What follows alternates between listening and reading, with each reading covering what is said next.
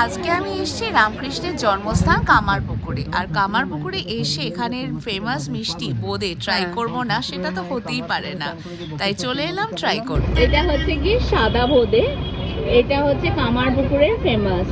কামারপুকুর চটিতে এই দোকানটা আদি শ্রী শ্রী রামকৃষ্ণ মিষ্টান্ন ভান্ডার।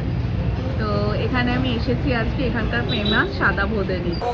তো আমি এটা ট্রাই করছি, এই সাদা বোঁদেটা। লেট মি ট্রাই কেমন খেতে।